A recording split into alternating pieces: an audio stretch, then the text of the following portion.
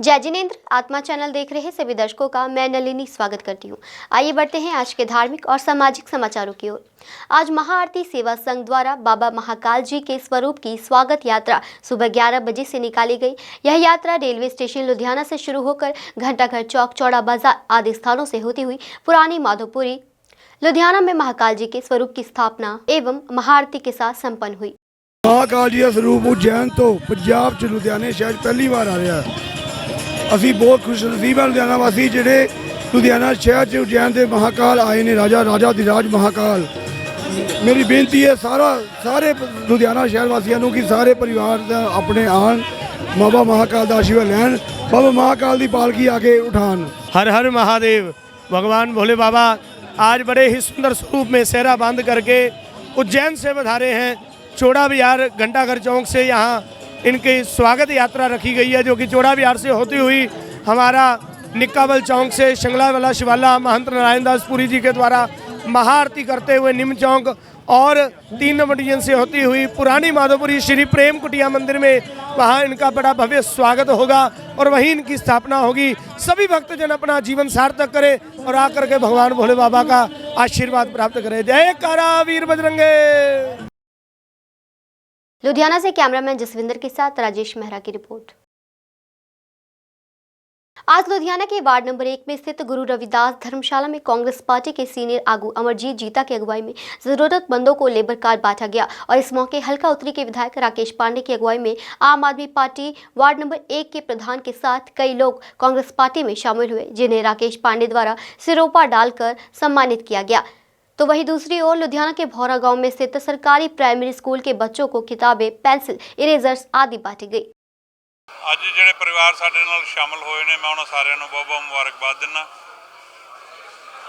Congress party ਦੀਆਂ ਮੈਂ ਸਮਝਦਾ ਕਿ ਕਾਰਗੁਜ਼ਾਰੀਆਂ ਦੇਖ ਕੇ ਉਹਨਾਂ ਸਾਥੀਆਂ ਦਾ ਜੋ ਭਰਮ ਸੀ ਉਹ ਨਿਕਲ ਚੁੱਕਾ ਤੇ ਇਸੇ ਕਰਕੇ ਉਹ ਸਹੀ ਪਾਰਟੀ ਔਰ ਸਹੀ ਦੋਸਤਾਂ ਦੇ ਕੋਲ ਆਏ ਨੇ। ਉਹਨਾਂ ਨੂੰ ਜੀ ਆਇਆਂ।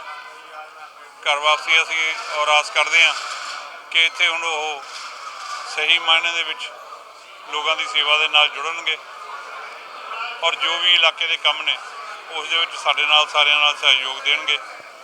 मैं अपने साथी जीता जी नूं, कौंसलर मनी गरेवाल जी, गुरप्रीत गोपी जी, इन्हां सारे साथियों नूं बहुत बहुत मुबारकबाद दिना कि उन्होंने उद्यम किया और भटके हुए लोगों को सही रास्ता दिखाया। सर इदा है, चन्नी साहब ने ऐलान कर दिता है, उन्होंने कहा सी भी जे कोई भी आता है तो उन्होंने 100 रुपया दिओ, पर ये चीज़ों के कोई प्रोसैस होंगे है। जिदा ही वो प्रोसैस सरकारी तरीके ना पै गया तो अपने आप ही लोगों ने 100 रुपया जोड़ा है देना शुरू कर देना है जी। जो गौरमेंट की कोई थ्योरी होंगी है पांडे साहब को वो बारे ज़्यादा पता है। तो हाउस में भी मैं वार्ड वासियों को अज बहुत बहुत मुबारकबाद दिना। ਜਿਹੜੇ ਪਰਿਵਾਰ ਅੱਜ ਕਾਂਗਰਸ ਦੇ ਵਿੱਚ ਸ਼ਾਮਲ ਹੋਏ ਆ ਉਹਨਾਂ ਨੂੰ ਬਹੁਤ-ਬਹੁਤ ਮੁਬਾਰਕਾਂ ਦਿੰਦਾ ਔਰ ਵਾਰਡ ਨੂੰ ਮੈਂ ਇੱਕ ਅਪੀਲ ਕਰਨੀ ਚਾਹੁੰਦਾ ਕਿ ਹਰ ਵਾਰੀ ਜਿਹੜੀ ਹੈ ਸਾਡੀ ਲੀਡ ਕਾਂਗਰਸ ਦੀ ਇਸ ਵਾਰਡ ਤੋਂ ਹੁੰਦੀ ਹੈ ਔਰ ਅੱਗੇ ਜਿਹੜੀ ਹੋਊਗੀ ਉਸ ਤੋਂ ਵੀ ਜ਼ਿਆਦਾ ਚੁੱਕਣੀ ਅਸੀਂ ਪਾਂਡੇ ਸਾਹਿਬ ਨੂੰ ਯਕੀਨ ਦਿਵਾਉਂਦੇ ਆ ਕਿ ਜਿੰਨੇ ਵੀ ਕੈਂਡੀਡੇਟ ਖੜਨਗੇ ਪਾਂਡੇ ਸਾਹਿਬ ਸਾਰੇ ਕੈਂਡੀਡੇਟ 1 नंबर ਤੇ ਸਾਡੀ ਲੀਡ ਹੋਊਗੀ ਪਾਂਡੇ ਸਾਹਿਬ ਵਾਸਤੇ। लुधियाना से कैमरामैन विकास के साथ राजेश मेहरा की रिपोर्ट। आज शाही इमाम पंजाब मौलाना मोहम्मद उस्मान रहमानी लुधियानवी द्वारा लुधियाना के जामा मस्जिद में एक प्रेस कॉन्फ्रेंस की गई, जिसमें उन्होंने बताया कि किसान आंदोलन की हिमायत में बार बार बोलने को लेकर भारत का गोदी मीडिया उन्हें टारगेट कर रहा है और उनकी कही बातों को तोड़ मड़ोड़ कर दुनिया को दिखा रहा है, जिसकी उन्होंने निंदा की है और उनसे अपील की है कि उनकी कही बातों को गलत तरीके से पेश ना किया जाए। उन्होंने इस मौके क्या कुछ कहा, देखिए ये पूरी रिपोर्ट। आज की ये जो प्रेस कॉन्फ्रेंस है लुधियाना की ऐतिहासिक जामा मस्जिद से हम लोग इसलिए कर रहे हैं क्योंकि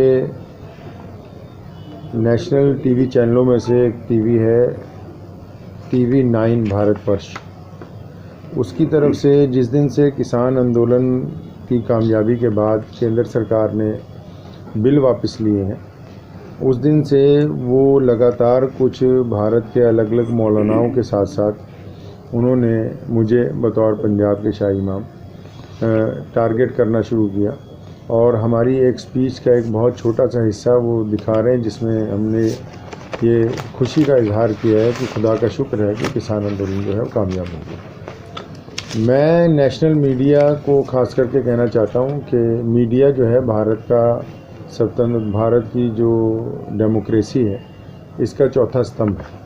हम लोग इसको शुरू से मानते आए हैं कि जब भी कोई सच्चाई और हक़ की आवाज़ होती है तो वो पत्रकार भाई जो हैं वो शुरू से इसको आगे लेके आते हैं। और पत्रकारिता का भी एक बड़ा इतिहास है कि अंग्रेज़ के समय में भी बहुत सारे पत्रकार जो हैं उन्होंने सरकार की नीतियों की मुखालफत की, अखबार बंद हुए, मुकदमे हुए, उन लोगों को जेल जाना पड़ा।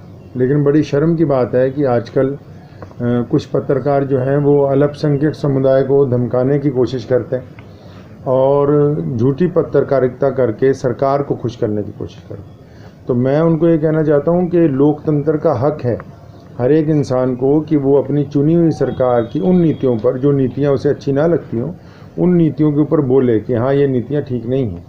तो अगर हम या कोई और भी व्यक्ति पूरे देश के अंदर सरकार की किसी नीति के ऊपर कोई सवाल करता है तो बिल्कुल उसकी वही बात सीधी तौर पे पहुंचानी चाहिए जो उसने कही है। इन बातों को तोड़ मरोड़ कर दहशत का माहौल बनाने की कोशिश करना, तो इसलिए हमने ये सोचा है कि क्योंकि मैं भारत के प्रसिद्ध स्वतंत्रता सेनानी परिवार से संबंधित हूँ, मेरे पुरखों ने 150 साल देश की जंग आज़ादी में काम किया है। अगर टीवी चैनल वाले कभी श्री वीर सावरकर की किताब the history freedom movement of India 1857 को पढ़ेंगे तो मौलाना शाह अब्दुल कादिर लुधियानवी से लेकर मौलाना हबीबुर रहमान लुधियानवी का जिक्र स्वर्ण अक्षरों में किया गया। तो मैं समझता हूं कि एक इतने बड़े स्वतंत्रता सेनानी परिवार के सदस्य को बदनाम करने की कोशिश करना और अल्पसंख्यक होने से की वजह से बदनाम करने की कोशिश करना और इस तरह प्रोजेक्ट करना प्रसारण के दौरान जिस तरह किसी अपराधी को दिखा रहे हों, तो ये बहुत ही बड़ा मैं समझता हूँ लोकतंत्र के नाम पर धब्बा है।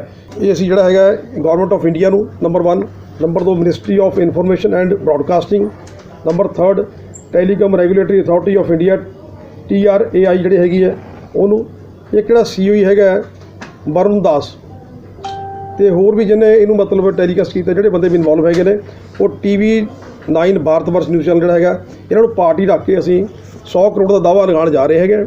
ਉਹਦੀ ਕਾਪੀ ਵੀ ਅਸੀਂ ਪਬਲਿਸ਼ ਕਰ ਦਾਂਗੇ, ਇਹਨਾਂ ਨੂੰ ਨੋਟਿਸ ਵੀ ਚਲੇ ਜਾਣਗੇ ਤੇ ਇਹ ਜਿਹੜਾ ਹੈਗਾ ਇਸ ਤਰ੍ਹਾਂ ਕਰਕੇ ਇਹਨਾਂ ਜਿਹੜਾ ਹੈਗਾ ਉਹ ਨਿਊਜ਼ ਜਿਹੜਾ ਚਲਾਈ ਹੈ ਉਹਦੇ ਨਾਲ ਇਹਨਾਂ ਨੂੰ ਡੀਫੇਮ ਕਰਨ ਦੀ ਕੋਸ਼ਿਸ਼ ਹੀ ਨਹੀਂ ਬਲਕਿ ਕੀਤਾ ਹੈਗਾ, ਜਿਹਦੇ ਰਿਗਾਰਡਿੰਗ ਅਸੀਂ ਇਹ ਲੀਗਲ ਵੇ ਅਡॉप्ट कर लिया है। थैंक्स। लुधियाना से कैमरामैन सलमान के साथ राजेश मेहरा की रिपोर्ट। आज लुधियाना के ताजपुर रोड पर स्थित श्री शनिदेव मंदिर के बाहर गौ हत्या संघर्ष कमेटी द्वारा एक बैठक की गई। इस मौके हिंदू संगठनों ने बताया कि गौ हत्या की घटनाएं लगातार बढ़ती जा रही है और गौ हत्या के दोषियों के खिलाफ मामला भी दर्ज करवाया गया है, पर अभी तक दोषियों पर कार्रवाई नहीं की गई है। उन्होंने कहा कि अगर दोषियों को पकड़कर उचित कार्रवाई नहीं की गई तो आने वाले 12 दिसंबर 2021 को लुधियाना के जगरांव पुल पर एकत्र होकर डीसी दफ्तर या फिर किसी बड़े नेता की ओर कूच किया जाएगा। ये सारा जो लाइव नो आपका चैनल 425 पे दिखाया जाऊगा, जिन्हें भी लोग थे पहुंचेंगे, कोई भी ये लिंक समझ रही कोई चैनल की जरूरत है, वीडियो की जरूरत है, ताकि पूरी सेवा करेंगे। धन्यवाद। ਦੇਖੋ ਉਹ ਮੋਦੀ ਸਰਕਾਰ ਦੀਆਂ ਗੱਲਾਂ ਸੀਗੀਆਂ। ਜੇ ਮੋਦੀ ਸਰਕਾਰ ਨੇ ਕੁਝ ਗਲਤ ਕੀਤਾ ਸੀ ਜਾਂ ਉਹਨਾਂ ਨੇ ਉੱਤੇ ਮਾਫੀ ਵੀ ਮੰਗ ਲਿੱਤੀ ਆ, ਔਨ ਰਿਕਾਰਡ ਮਾਫੀ ਮੰਗ ਲਿੱਤੀ, ਕਿਸਾਨਾਂ ਤੋਂ ਮਾਫੀ ਮੰਗ ਲਈ, ਇਹਦੇ ਵਿੱਚ ਹਿੰਦੂ ਸਮਾਜ ਦੇ ਉੱਤੇ ਗੱਲ ਨਹੀਂ ਆਉਣੀ ਚਾਹੀਦੀ। ਜੇ ਹਿੰਦੂ ਸਮਾਜ ਦੀ ਰੋਸ਼ ਆ, ਸਮਾਂ ਕੀ ਹੋਰ ਸਮੁਦਾਇ ਹੋਰ ਸਮਾਜ ਨੂੰ ਵੀ ਸਾਡੇ ਨਾਲ ਖੜਨਾ ਚਾਹੀਦਾ, ਕਿਉਂਕਿ ਅੱਜ ਸਾਡੇ ਧਰਮ ਨਾਲ ਅਨਾਦਰ ਹੋ ਰਿਹਾ, ਕੱਲ ਨੂੰ ਕਿਸੇ ਵੀ ਧਰਮ ਨਾਲ ਅਨਾਦਰ ਹੋ ਸਕਦਾ।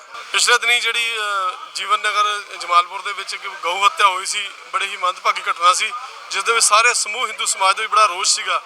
ਉਸ ਦੇ ਰੋਸ ਸਰੂਪ ਦੇ DC ਸਾਹਿਬ ਨੂੰ ਵੀ ਮਿਲ ਲਏ, ਅਸੀਂ CP ਸਾਹਿਬ ਨੂੰ ਵੀ ਮਿਲ ਲਏ, ਪਰ ਅਸੀਂ ਸਮਝਦੇ ਹਾਂ ਹਾਲੇ ਤੱਕ ਵੀ ਉਹ ਜਿਹੜੇ ਦੋਸ਼ੀ ਫੜੇ ਨਹੀਂ ਗਏ, ਕਿਉਂਕਿ ਹਰ ਵਾਰੀ ਕੀ ਹੁੰਦਾ ਵਾ ਜਦੋਂ ਹਿੰਦੂਆਂ ਧਰਮ ਦੀ ਬੇਅਦਬੀ ਹੁੰਦੀ ਹੈ ਜਾਂ ਗਊ ਮਾਤਾ ਦਾ ਕਤਲ ਹੁੰਦਾ ਵਾ ਤੇ ਤਕਰੀਬਨ ਸਾਰੀਆਂ ਗੱਲਾਂ ਸਾਡੀਆਂ ਠੰਡੇ ਬਸਤੇ ਚਲੇ ਜਾਂਦੀਆਂ।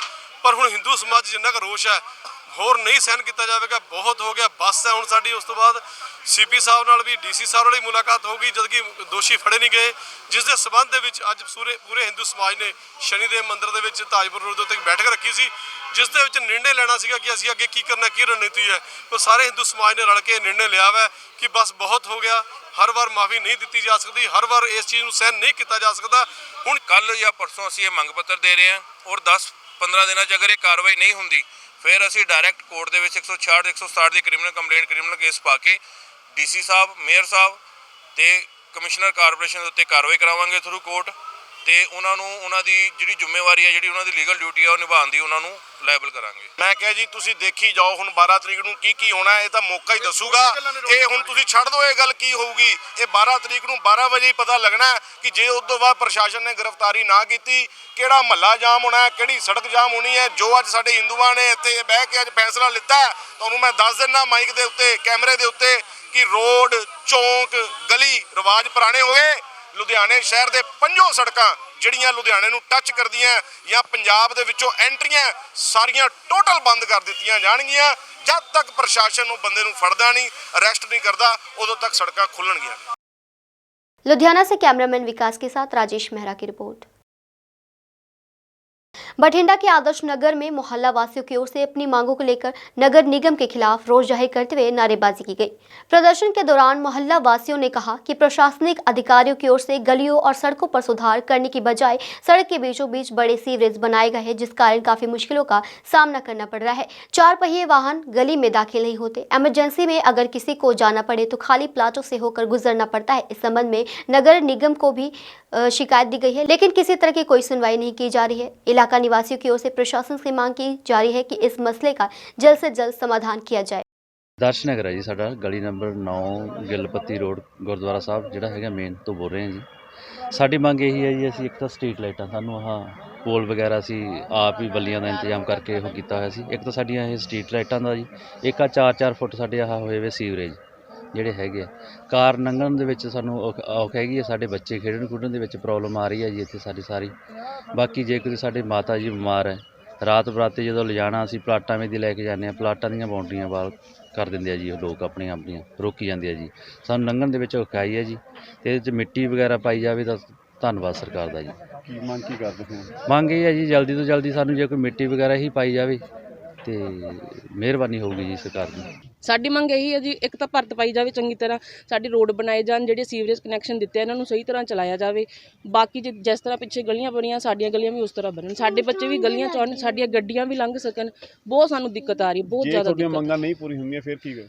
ਫਿਰ ਅਸੀਂ ਕਿਸਾਨਾਂ ਵਾਂਗੂ ਬੈਠਾਂਗੇ, ਹੋਰ ਅਸੀਂ ਕਰ ਵੀ ਕੀ ਸਕਦੇ ਹਾਂ, ਕਰਨੇ ਦੇਵਾਂਗੇ। ਜੇ ਪਿੱਛੇ ਬਣਾ ਸਕਦੇ ਤਾਂ ਸਾਨੂੰ ਵੀ ਬਣਾਉਣ, ਫਿਰ ਅਸੀਂ ਵੀ ਉਹਨਾਂ ਵਾਂਗੂ ਚੱਲਾਂਗੇ। ਪਰ ਅਸੀਂ ਚਾਹੁੰਦੇ ਨਹੀਂ ਆ ਅਸੀਂ ਧਰਨਿਆਂ ਤੇ ਆਈਏ, ਮਾੜੀ ਸ਼ਬਦਾਵਲੀ ਵਰਤ ਲਈਏ, ਤੇ ਸਾਨੂੰ ਆਇਆ ਕਿ ਸਾਡੀ ਗੱਲ ਸੁਣਨ ਤੇ ਸਾਡੇ ਰਸਤੇ बनवा दें चंगी तरह। बठिंडा से जुगनू शर्मा की रिपोर्ट। बटाला को जिला बनाने को लेकर समाज सेवी संस्थाएं और आम जनता द्वारा कैंडल मार्च निकाला गया। इस मौके बटाला निवासी सुरेंद्र कलसी और रमेश नैयर ने कहा कि बटाला जिला बनने की सारी शर्तें पूरी करता है और इसकी गवाही कैबिनेट मंत्री तृप्त राजेंद्र बाजवा और इस समय के डिप्टी सीएम सुखजिंदर सिंह रंधावा ने भी चिट्ठी लिखकर की है। पर अफसोस है कि वह दोनों अब गहरी नींद सो चुके हैं। पर हम यही मांग करते हैं कि बटाला को जिला बनाया जाए। उन्होंने और क्या कुछ कहा, आप भी सुनिए। मैं ਜਿਹੜਾ ਜੀ ਅੱਜ ਬਟਾਲੇ ਨੂੰ ਜ਼ਿਲ੍ਹਾ ਬਣਾਉਣ ਦੀ ਜਿਹੜੀ ਮੰਗ ਦਾ ਅੱਜ 24 ਦਿਨ ਧਰਨਾ ਸ਼ੁਰੂ ਸਾਡਾ ਹੋ ਗਿਆ।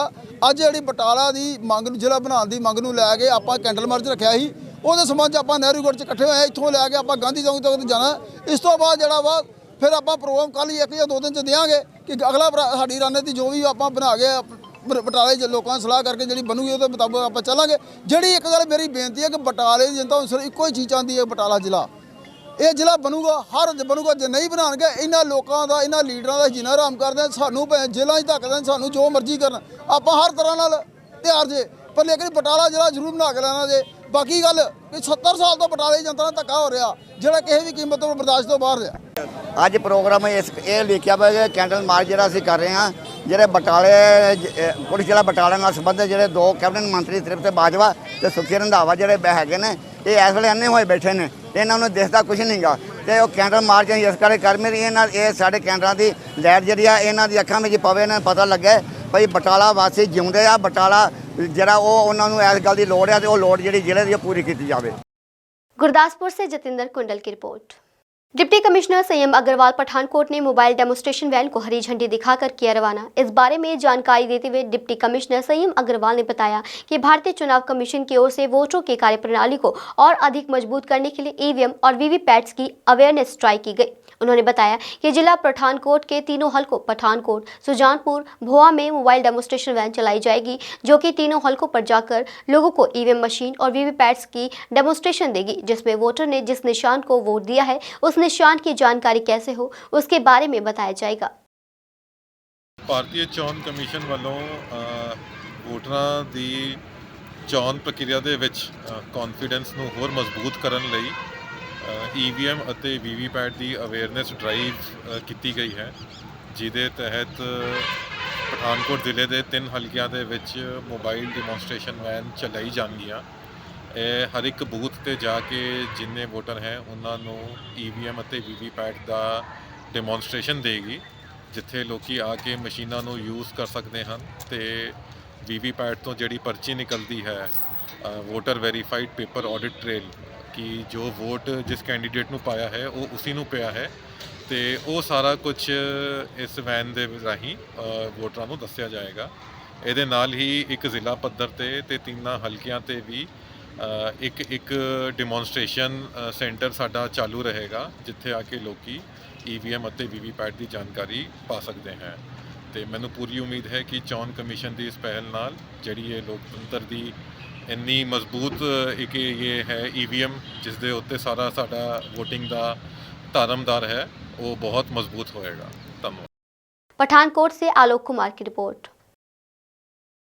विधानसभा क्षेत्र कादिया के कहनुवान कस्बे में कांग्रेस पार्टी ने आज विधायक कादियान फतेह जंग बाजवा के नेतृत्व में एक रैली का आयोजन किया, जिसमें पंजाब प्रदेश कांग्रेस अध्यक्ष नवजोत सिंह सिद्धू के साथ अमृतसर से सांसद गुरजीत सिंह औजला, जंडियाला गुरु से विधायक सुखजिंदर सिंह डैनी, हरगोबिंदपुर से विधायक बलविंदर सिंह लाडी और उनके साथ अन्य कांग्रेसी नेता उपस्थित थे। इस अवसर पर विधायक कादियान फतेह जंग बाजवा ने अतिथि नेताओं का स्वागत किया। इस मौके सिद्धू ने दिल्ली के मुख्यमंत्री अरविंद केजरीवाल और श्रोमणी अकाली दल के प्रधान सुखबीर बादल पर निशाना साधा और कई ऐलान भी किए।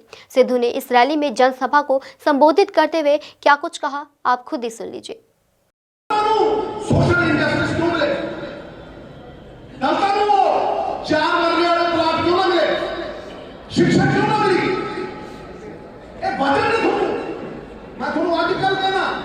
स्कॉलरशिप मिलेगी, ये जबान है नवजोत सिंह सिद्धू की, जे ते जिम्मेवारी दी ते जिम्मेवारी ऐसी निभाऊं कि शासक भाव सिर्फ के परिवार का भाव जगाऊं और आपदे बच्चे को पीछे रखूं, इन्हां बच्चों को अगे रखूं कि ना रखना करूं। परिवार की एकता समझूं, बुजुर्गों को अपनी पग समझूं, मातावां दा आशीर्वाद लूं ते किसी दे नाल धक्का नहीं हो। ये क्यों मैं कहना भी दाल के उत्ते ते ऑयल सीड्स के उत्ते पंजाब सरकार सबसिडी दऊ, क्योंकि केंद्र सरकार मुकरू ये थोड़े खाते में पैसे पाऊ। एफसीआई ने बंदे इत्थे आउणे सीगे 4 साल करदे पता चले ठोकर टका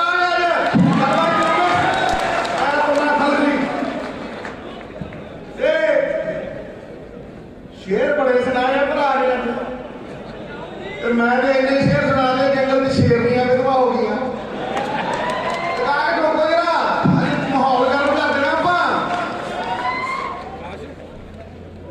एक भरा मेरे ना मेरे को कानी ना मेरे को कोई और था इतों मारी टका कहते उम्र भाव वधी है। देखो बैठे बैठे बनाया बंदा साडा गार्डर है, जो थणदार को खंगारा मारदा ना पैंट गिल्ली कर दिंदा, करदा कि नहीं करदा है। कहता उम्र भावां वधी है पर उत्साह अज भी वही नदी थोड़ी सुकी है पर पानी का प्रवाह अज भी वही है। गुरदासपुर से जतेंद्र कुंडल की रिपोर्ट। आज के समाचार बस यहीं तक। कल फिर हाजिर होंगे कुछ नए धार्मिक और सामाजिक समाचारों के साथ। तब तक आप बने रहिए आत्मा चैनल के साथ। जय जिनेंद्र।